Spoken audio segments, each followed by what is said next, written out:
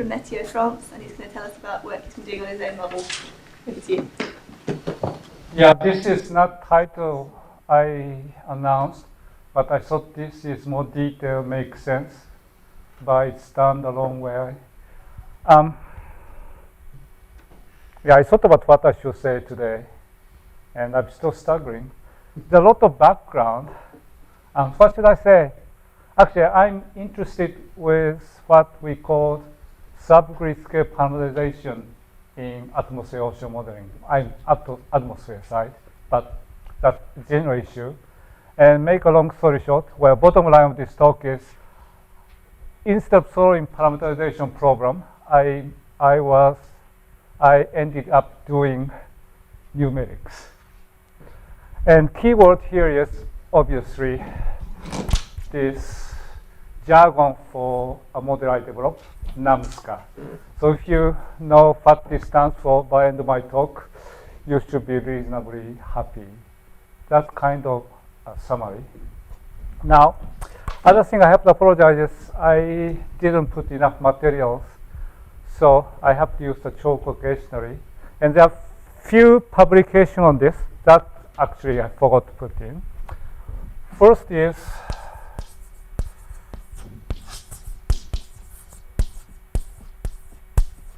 quarterly journal paper in 2005. I got 2 on this quarterly journal. Title says more decomposition, blah, blah, blah. And this gives a kind of philosophical background for why I'm getting into this. And then 2010 paper, monthly weather review. This essentially describes the dry version. And probably most of you are not interested, but there are me and I never remember how to spell her name. Google. It's ACPD. This is how to do a crowd with this model. And then last one is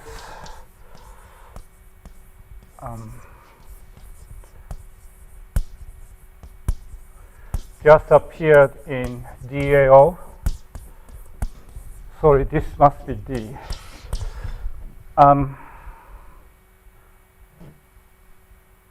This is essentially a prototype of this whole thing. It came out other way around because it was so hard to convince editors and reviewers it's worthwhile to publish by its standalone way. So that's the reading materials if you're interested. So the reason standing here, actually the reason I'm staying here is to learn about numerics, someone coming from, say, physics. So that's the idea of my talk. Other thing I have to say is, that's why I need chalk probably. There are almost no equation in my talk. And most of the time, I talk with people who do not read equations. But in your case, probably I don't have to show equations either because you know them without showing them. That's the idea, but I might be wrong, so stop me any moment. Outline, it's more like a background. I always feel like a fruit wrangler for doing this because the first thing is motivation. As I said, this came from parameterization problem, and this is just summary, quick summary of what parameterization is. Parametric representation of subgrid scale processes in atmospheric modeling, as well as ocean. And as I said, and the idea is explained in this paper, and as I said, I end up with doing numerics rather than doing parameterization. And the idea is, perspective here is, in my own perspective, parameterization essentially reduces to a problem of numerics.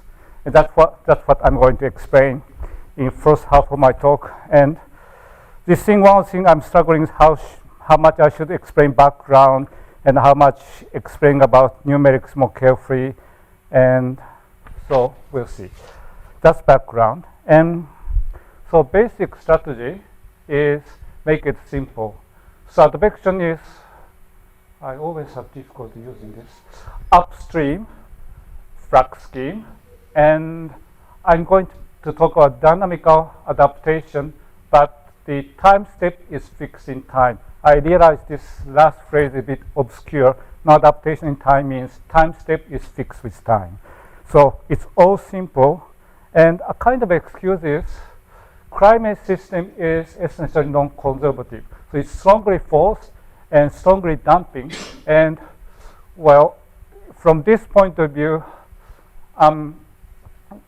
we don't need much delicate numerical issue. It's a bit contrast from yesterday's talk that moving to higher order. Mike commented me because system is very smooth. In this case, everything is supposed to be messy. But it's not messy as some numerists deal with, that there is no shock. So I'm going to do adaptation, but the problem for adaptation is not as tough as many of you try to do. So it's kind of easy problem. So easy problem, try to do it easy with fuzzy numerics. And so the action I'm waiting for is how fuzzy it looks like for you and how I can do it better, or I might better give this up. So that's kind of background. Now, what time scale are you going to be working on? Oh, I mostly talk about meso-scale convection, Okay. or smaller scale boundary layer convection. The example coming towards the end. So it's not just a long talk, and you put climate system on that slide. Well, climate system needs parameterization. Yeah, but That's climate system is, it makes you think you're looking at sort of time scales of hundreds of years, so you're not doing that. okay. I tend to say climate system because it's easier way to get funding nowadays. it's climate weather system. Okay, that's fine. I interrupted because No, it's a good question. Yeah, Mike. you also said strongly forced dissipative, and therefore you didn't worry about it being non-conservative. If you're looking at maybe weather time scales, it's not so clear that you should be just throwing conservation away like that. Oh my God. No, you got the point. Yeah, and I put this without deep reflection.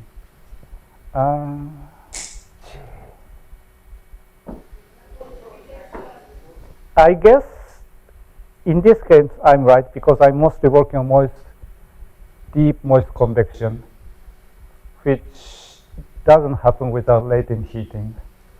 So you don't think conservation properties are important? Not to the extent in synoptic scale dynamics. Even conservation properties connected with moisture, because obviously there are conservation properties. Moisture must be conserved. Total moisture is conserved by design.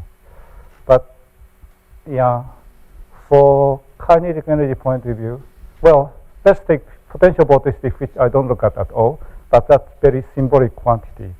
Potential vorticity is not at all conserved in this system. Well, am I saying too strong, I suppose? Gee, I didn't expect I was stuck with this question. Gee. No, you might be right. You might be right. It's good question.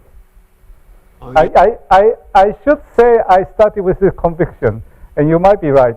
Now we never look at potential vorticity seriously, for example, in convective dynamics. But this could be a good quantity, I would say. Well, I got a sort of double thinking. So conserved, but if you're going to have predictable moist dynamics, you'd hope there were some conservation properties you could build your prediction on. Well, everything conserved, and it's actually maintain the sharp structure like an inversion, which I'm going to show quickly toward the end. Upstream is actually not as bad as many people think. But the point is, I'm not strictly trying to conserve us. The scheme is not sign conservative and doesn't maintain a pulse form with simple autovective problem. So to this extent, it's pretty fuzzy. But if you see animation towards the end, it looks nice enough. I better let you get off. Yeah. No, I think I'm not prepared to answer this question. So this is something I have to explain, but this is my basic perspective for doing a parameterization. The argument here is parameterization essentially reduces to a problem of local refinement adaptation grid. And so this must be local. And I put adjective unstructured. And this unstructured means very specific word, meaning in numeric. But this is really, really unstructured. So that's the point. And it's zero order finite volume horizontally. And I'm going to introduce a term segmentary constant approximation that stands for SCA. And so I strictly follow this zero order finite volume except for Poisson problem for solving pressure, which I have to use a full grid with much higher resolution. And yeah, this is something I have to explain later on. I call it refinement, but for many of you, it may better call it degradation than refinement. It's kind of going other way around, because the idea here is doing parameterization, that do it parametric in fuzzy way as possible to get gross answer correct. So it's very other way around for doing shock computation with refinement. Here is try to degrade system as much as possible, but get things grossly correct. So, and that is done only horizontal direction, and it's finite difference in vertical direction. And the system that I talk is non-hydrostatic analytic model. That stands for NAM. Now, so probably almost everyone in this room knows what NAM, non-hydrostatic analytic model, just quick overview, is N stands for non-hydrostatic, and anelastic means it's essentially Busnesque approximation. That means its continuity is uncompressible, it's essentially compressible, and we only retain buoyancy term coming from deviation from constant density, but this, what constant density for Busnesque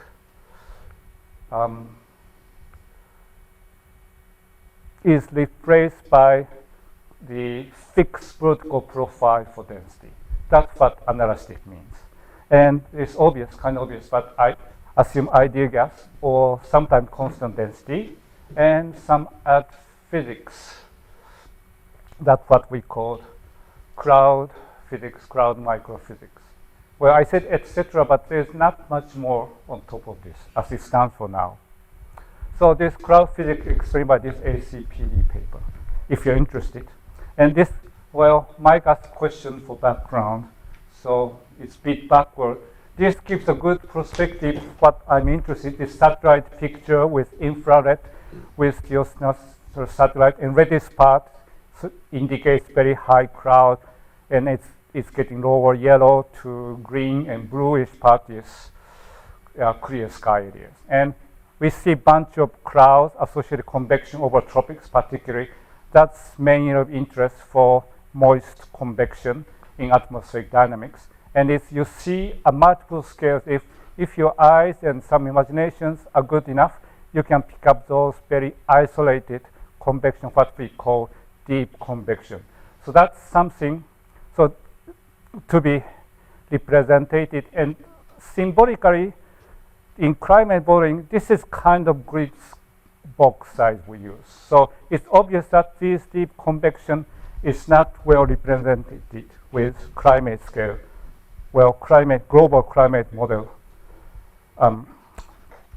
context. So this is a very quick summary why we need to parameterize deep convection. That this is something we can make a detour for a few minutes if there's a question interested to understand this detail. But point is, short summary of this issue is try to close this heat bucket associated with hard red circulation. This is schematics of hard red circulation, upward motion over equator and subtropics descending motion, circulation like this as a function of latitude. And this very illuminated classical paper by Real Marcus pointed out, in order to close heat budget consistently, we can't assume this is homogeneous ascent.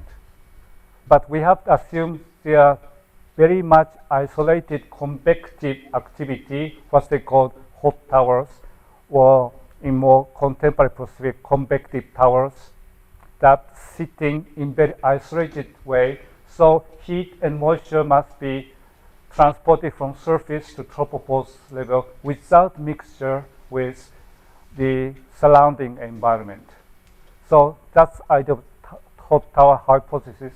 And the scale of these entities, as you see with this picture, is so tiny that we have to represent them in parametric manner. That's the idea of convection parameterization problem. It's a bit jumping now. This just shows how actual tropical deep convection looks like. And this is something we have to represent in more realistic manner. These are cumulus convection or hot towers, isolated. This is total water condensate, showing clouds structure for 200 kilometer square domain. This is virtual reality, but reality enough. And on top of this isolated convex towers, we see a stratiform cloud, and you don't see it, but they are typically descending motion underneath these stratiform clouds that we call meso-scale of something like 100 kilometers. So these are something we have to represent one way or another. And remind you, parameterization is not to get those things accurately, but we just need a feedback of this variability into grid box mean. So we don't need all those in precise as possible. This kind of degradation idea. And the keyword I would introduce is maybe too many keywords. I don't know how to pronounce it in British way. Caricaturization. That is, this is kind of virtual reality, and we have to develop the caricature of this reality. That in this case we replace by a bunch of convective towers, or hot towers, isolated over a grid box. So we imagine there is a homogeneous environment embedding those convective towers. And a source of inspiration is this classical experiment by Bruce Morton and Stuart Turner, G.I. Taylor. I believe this is done in Cambridge or somewhere in UK. It must be Cambridge, I believe. And this is a laboratory experiment for mimic atmospheric convection. And in these 40s, 50s, fascinating time that fluid mechanics seriously work on convection in order to understand atmospheric convection. And this is one of those. And the way designed, this is essentially inside water tank. And they put dirty hot water at constant rate at the bottom here.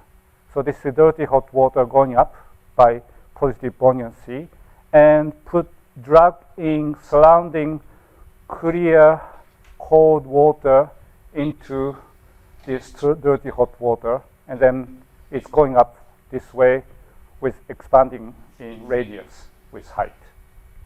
So, and this is a basic prototype for moist convection, at least so supposed from 40s to, well, quite a while.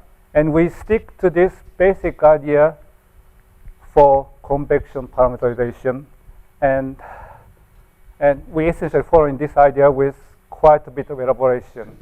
So without going to detail, idea is to put a bunch of those within a grid box and doing like this. So imagine, so this is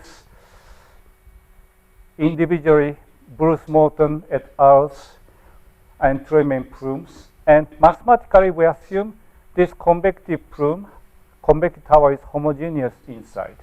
So all the physical variables are constant for individual convective element, and surrounding this environment also homogeneous as well. So this idea mathematically turns into schematics look like this. Now, the major warp leap from the full problem is we now stick to horizontally one-dimensional problem, and with bit of contradiction, we assume this horizontal domain is periodic within this grid box, well, for numerical simplicity, but otherwise following this, the caricaturization of convective plumes. So this is kind of laboratory reality, and so this is an idealization of this laboratory reality that we assume this convective element is piecewise constant. Convection is piecewise constant inside, and it is surrounded by constant environment. So we put vertical velocity, temperature, etc. with subscript C for this element, and environment as with subscript E with constant values. So that is all we do, and this is essentially the idea of segmentary constant approximation. Well, someone correct me, I should have called piecewise constant approximation, but this gives a nicer acronym. So what I should say really, I said everything I have to say, but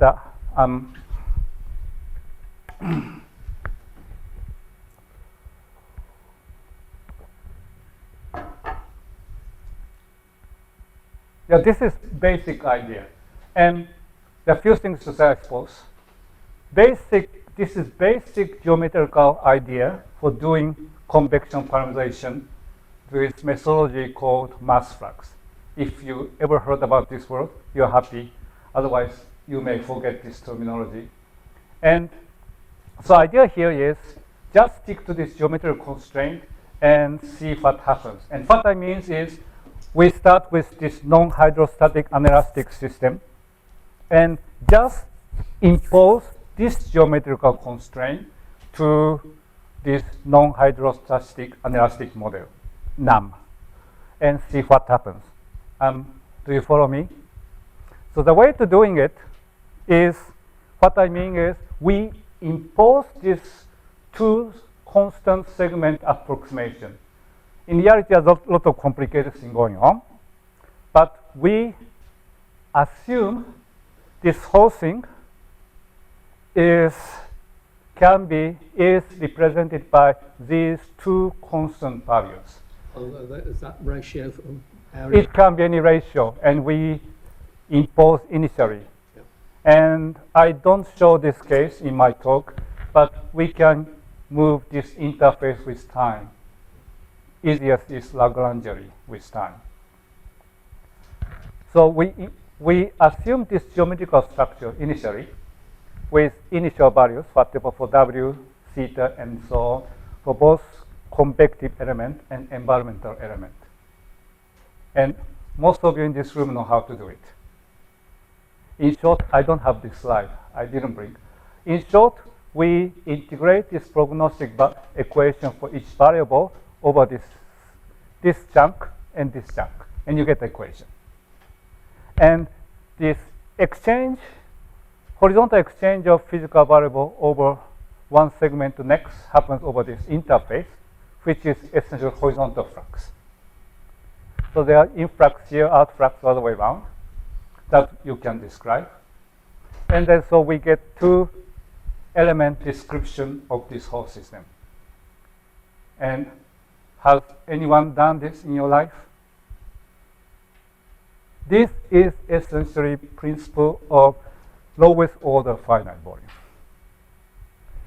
So from numerics point of view, this is one finite volume, and this is another finite volume. And this is drastic approximation whole free system into two finite volumes, and we can do it consistently. And if you put certain temperature anomaly initially with this configuration, this temperature field evolve this way, associate upward plume motion. So I'm just making that. So are you describing a standard implementation of a mass flux scheme, or is this something different? This is not standard at all. It's, well, that's other thing I realized I didn't prepare any material in this section. We need about 3 steps to get into standard mass flux. This is first step. assume this SCA geometrical constraint, and this is prognostic. And otherwise, it's totally consistent with non-hydrostatic system. To make Mike happier, at least, we introduce about 3 extra constraints. Second is, in this case, I'm solving vertical momentum equation explicitly. And then inflow, outflow over these interfaces, the interfaces are diagnosed by mass continuity. Then, would I be correct in saying this is a prognostic closure? this is prognostic. For us, okay, so the difference between a normal mass flux scheme is you impose a mass flux by some other closure assumption, and you're Well, yeah. is that what So this is fully prognostic. Standard convection parameterization based on mass flux is diagnostic. That's the last thing to do. First thing to do is, without solving this vertical momentum equation, we introduce parameters called entrainment, that's inflow rate, and detrainment. And by prescribing this entrainment, detrainment, we don't have to solve vertical momentum equation. By integrating this mass continuity, by prescribing entrainment rate and detrainment, we can estimate back this vertical momentum. So that's first hypothesis constraint. Second is, this is still the case. We assume, in this case, we can put as many volume as you wish. And this could be anything. It could be downdraft, updraft. But in standard formulation, we assume there's only convection and environment. So that's second hypothesis. And third one is, we assume this convection part is very, very tiny compared to this environment part. And this third approximation leads to the approximation that this plume convective part is steady compared to environment, because convective process is so fast that we don't have to worry about this fast process. So you can assume this is quasi-steady. And that leads to conventional diagnostic framework. Is it good enough, Mike? Okay. We should chat. I just want to make sure we understood the relation between what you're doing and what Yeah. Anyway, so this is a prototype for convective, well, mass flux convective parameterization, except for I don't introduce all these additional. So that's the idea, and then ending up with very funny numerical model. And that's what this DAO paper is talking about, just looking at this system in detail. But this is kind of uninteresting in very naive sense that we put some temperature anomaly initially, and plume kicks off and hit the top fork, which is rigid for idealization, and that's it. It's just repeated because that's where animation works. So to make this system running all the time, we have to add more and more plumes with time. Then we lose the point of degradation of the whole system. So we have to add new plume every time to keep this system running. And if you just keep adding plumes, then the system will be full of plumes or volumes. And we lose the point of doing this simplification. So as you add new plume, you should remove old plume, right? I tend to talk in physical way. I'm not sure you guys follow me. So that essentially is the idea of mesh-refinement. You put new plume and take out old plumes. So this idea comes from how to put plume and take out plume. So mathematically it goes like this, I believe. Imagine you got very strong jump from this volume to next. Then in this case, you stretch this interface vertically. So the idea is, imagine you got a heat anomaly somewhere, and then we would expect this heat anomaly would go up with time. So that means you got two interfaces with sharp jump, something like this. Then if you find this one, then stretch it. So stretch the volume segment before plume goes up. And the activation is just the other way around. Imagine these surrounding segments. Well, in this case, we look at surrounding, just make sure something going on is not totally taken out. If all the surrounding segments are very weak in gradient, we simply take this. I don't know. I forgot how this takes out. This we simply takes this out, and that's basic strategy. And on top of this, I introduce very fine resolution for few model layers. Sorry, few lowest model layers, and this is the way it runs. I should show this at least for Mike. This is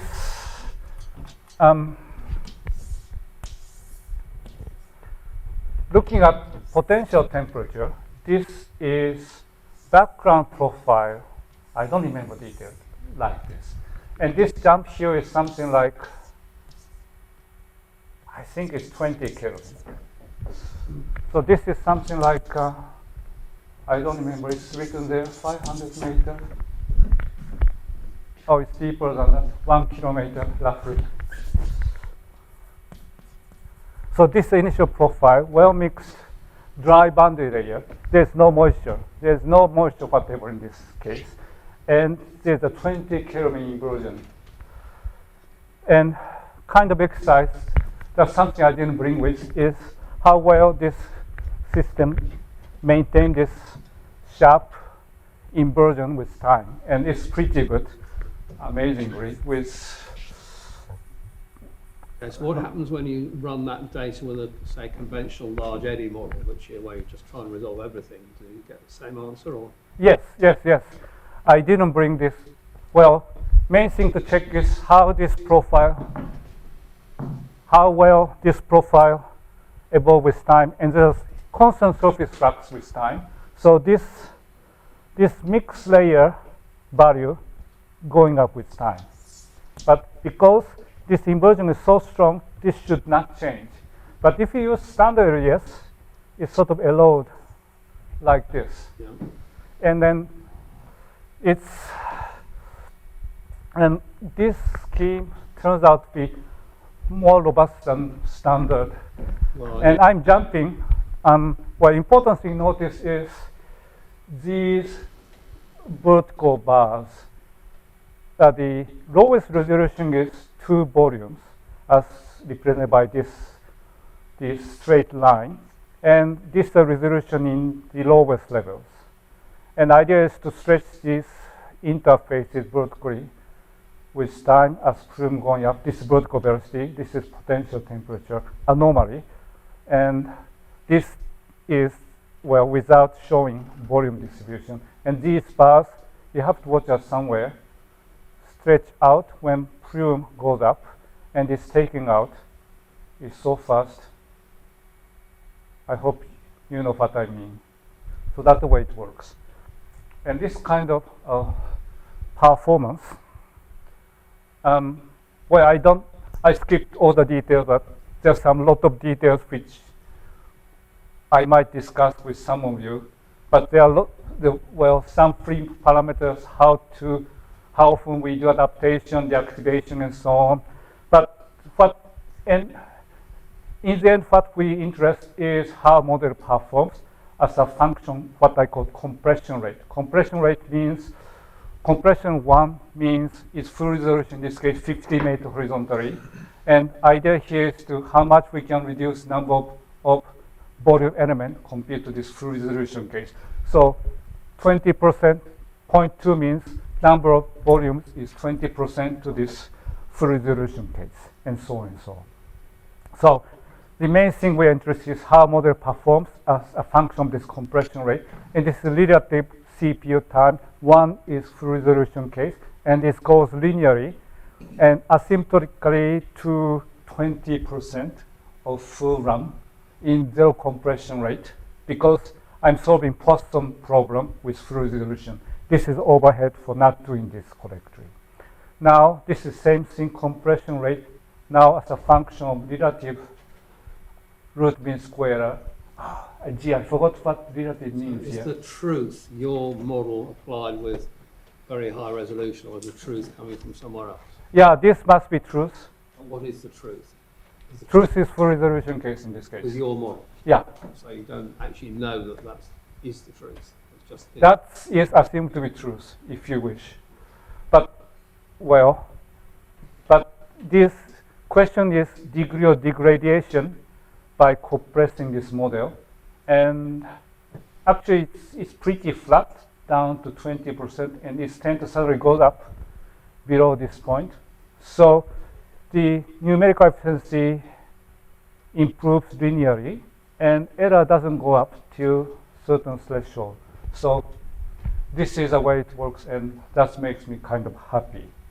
Now this is a dry case, and just showing you how this works when we add some clouds. So now we add moisture, and then cloud water, and precipitating water. And on top of that, we add background wind shear, tropical one. And remind you, in this case, well, activation, deactivation is always vertical.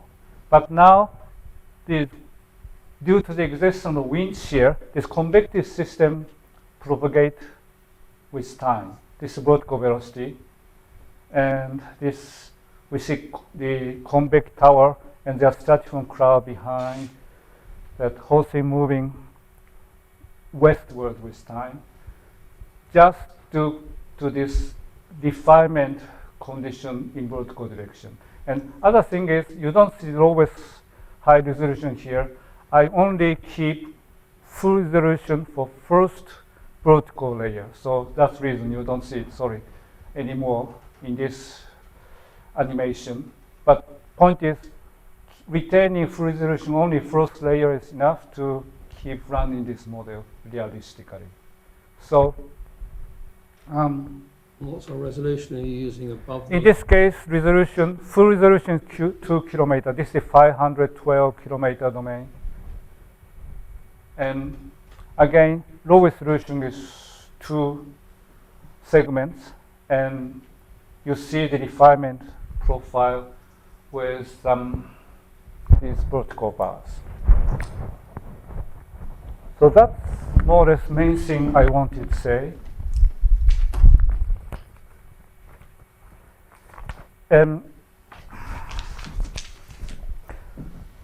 This is numerically interesting, and probably you would get the point that this is totally unstructured, that we can use totally homogeneous distribution of volumes. And main reason is because I'm sticking to lowest order finite volume formulation. So this is something you have to teach me well. But if you move in higher order somehow, you have to implicitly at least introduce notion of grid values, one way or another. So by sticking to this zero order approximation, I can do a very drastic inhomogeneous distribution volumes. And in retrospect, this idea is very similar to contour dynamics idea of David ratio. In his case, it's kind of better formulated because he takes the conserved variable vorticity or potential vorticity and look at this evolution as movement of interface. Can you sort of explain to me? So the sort of alternative I'm sort of thinking about is where you just solve the, let's say, the analytic equations conventionally with all the same moist processes as you've built into your system. Yeah. And you simply use a mesh refinement where you realize convection is going to happen. So you don't introduce any extra approximations. You just solve the equation using horizontal mesh refinement where convection is triggered. So you make it more efficient that way. Yeah. And on the face of it, that doesn't introduce any extra approximations, and you've introduced extra simplifications. So what benefit does your method give over that other method? Well, I believe this is the answer. We can run much faster without drastic increase of error. So you don't know whether your converged solution is actually the right solution. That's, if you tell me how to do it, that could be a good exercise. Okay, no, I'm just, I'm just trying to contrast what you're doing with, let's say, a more conventional way of doing it, which is to say, well, I'll just have a cloud resolving model, but I'll use adaptivity to only switch the high resolution on where convection occurs, which is an obvious thing to try and do. Yeah. And is that going to be more, or is that going to be much more expensive than what you're doing? You're saying your method's probably cheaper than doing that, is it? This should be cheaper in principle. The refinement rate could be anything in principle in this case. You can, so drastic case, you can put single plume, single volume into whole domain with everything else homogeneous. And that wouldn't work with conventional numerics.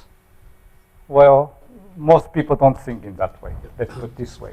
Well, And you can, so you can put sub-plume structure within a tiny plume with drastic refinement ratio.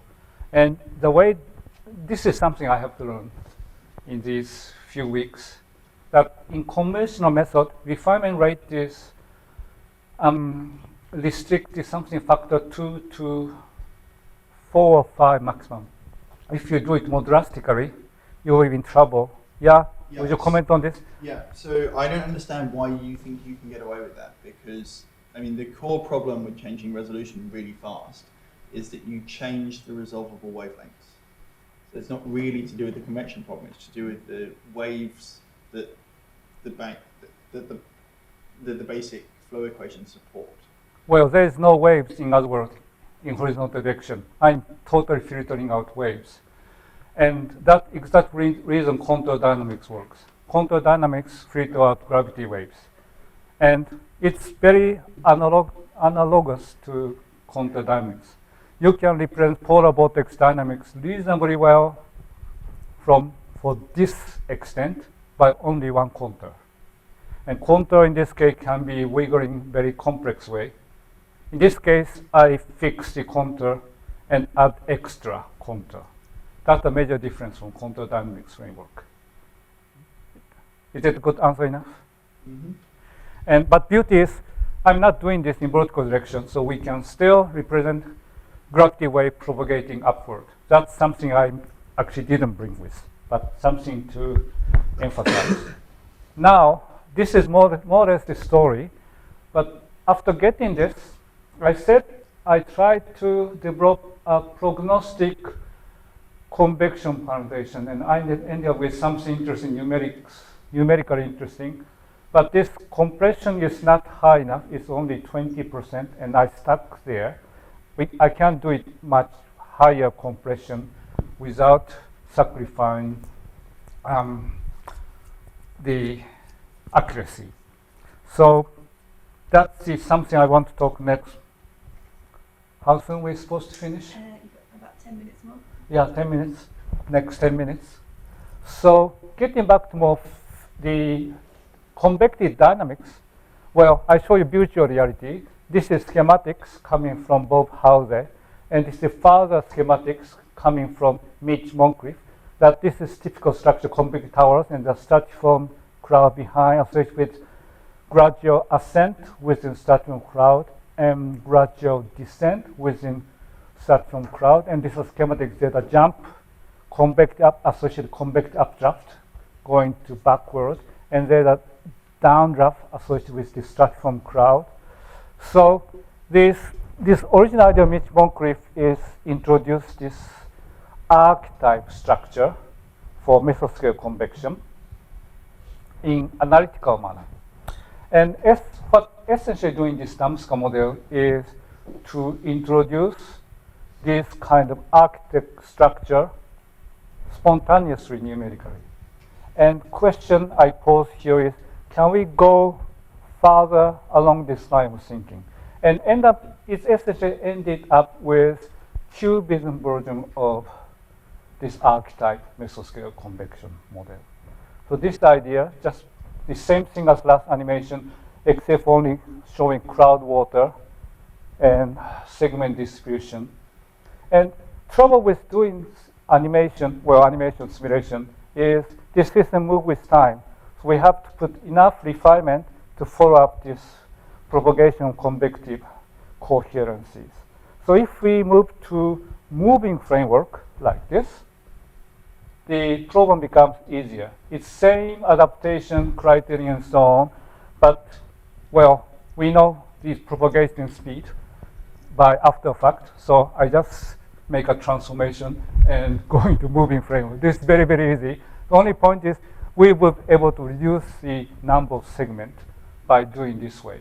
So this is original, and this is showing the volume segment distribution. So these vertical lines actually the vertical mesh, and this is showing the volume distribution at this particular moment. And looking at this distribution, actual distribution is not as inhomogeneous as the volume distribution. So probably we can take many of those out. And looking at smoothness of this instant, I take out many of those by looking at actual smoothness of field. So this is the original, and this actual degradation. And now this is a moving framework. So we don't have to do adaptation at all. So see, using this as an initial condition, and just keep running without any adaptation, but using extremely inhomogeneous volume distribution. And we can reduce actually factor, well, it's not drastic, factor few deduction of volume distribution. And it's kind of one step forward to develop a better representation of mesoscale convex organization along this line of adaptation idea. And my hope is I can reduce these volumes into 3 or 4 in horizontal direction. That's kind of long-term goal. Now, sum up.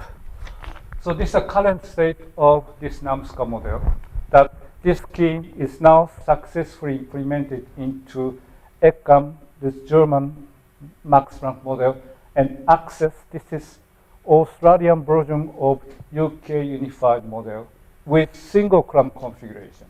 And actually, my colleague in Down Under just told me a couple of months ago, he successfully implemented into 3D. Access is running, but he is busy with something else and no results so far.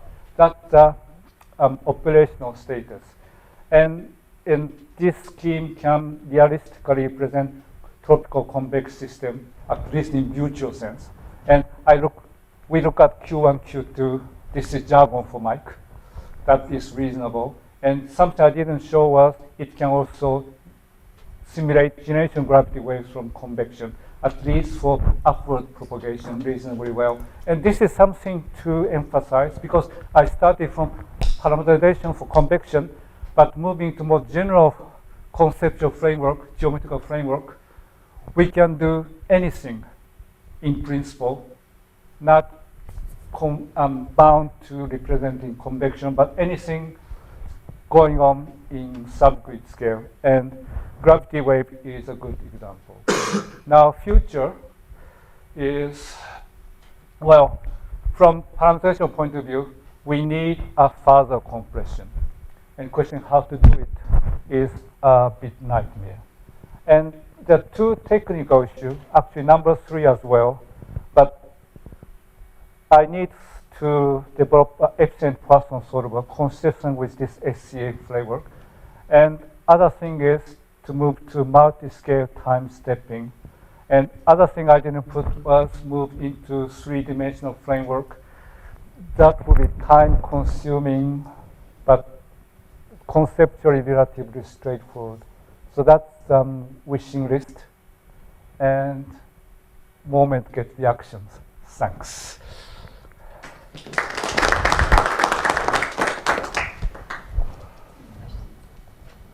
Yeah. What do you mean by multi-scale time stepping? Well, you get different grid volume element sizes, right? So if volume element is much larger, I should be able to use crude time stepping for this volume in principle.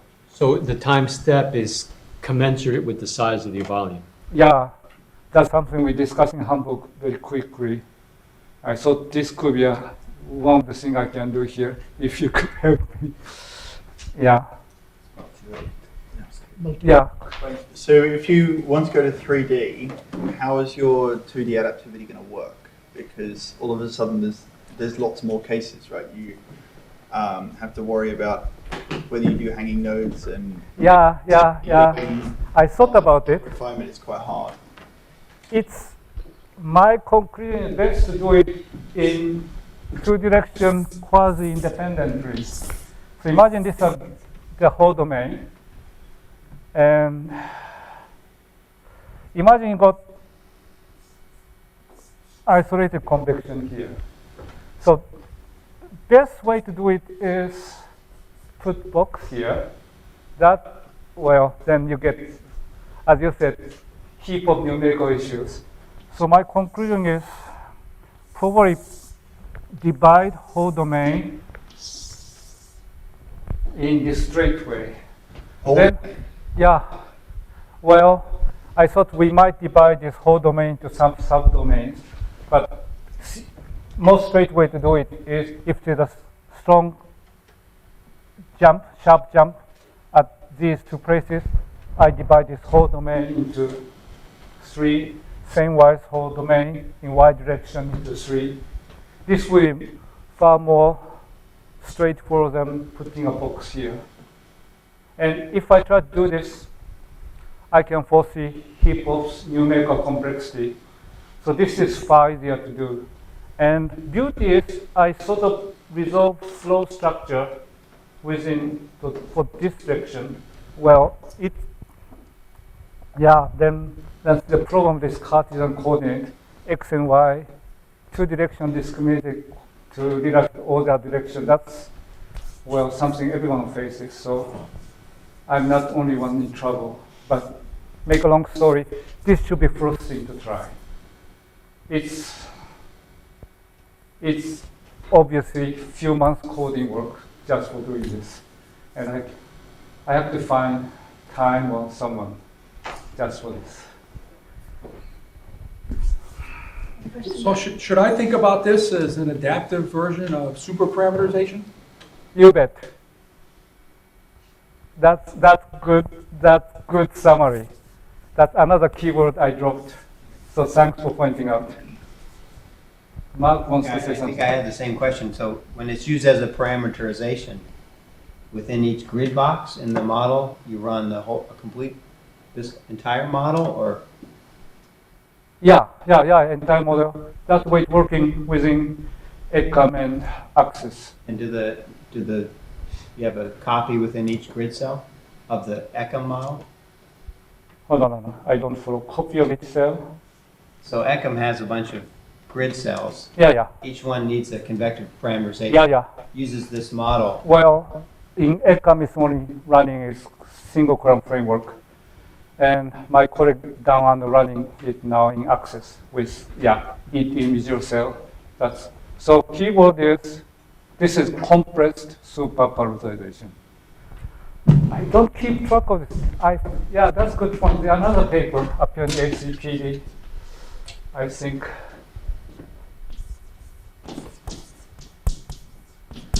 That's about single column implementation of this scheme. It should be online. I'm not keeping track of papers right now. So that's, sorry. A question on following up on the superparameterization discussion.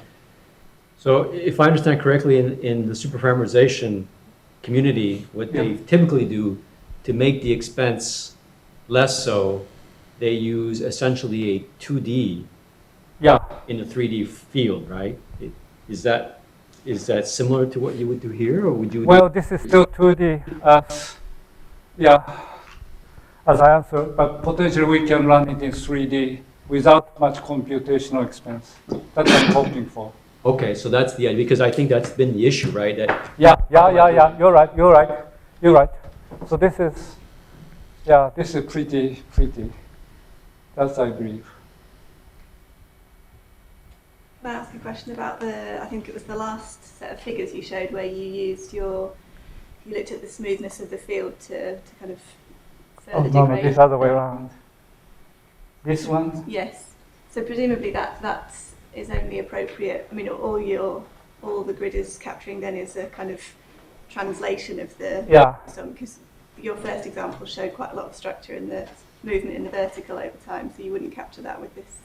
No, Relation. but this should be not bad as subgrid scale scheme. For a developed convective storm. No, well, point is, we don't want to know where convection is sitting from parameterization point of view. We just need total heating rate, total precipitation, so to say. Of course, to do it correctly, we need reasonable structure like this. So that's this idea. If you want to know exact precipitation rate underneath here, probably you need more accurate computation. So that's what I mean for. Any final questions? Okay, let's thank you again. Yeah, thanks for attention.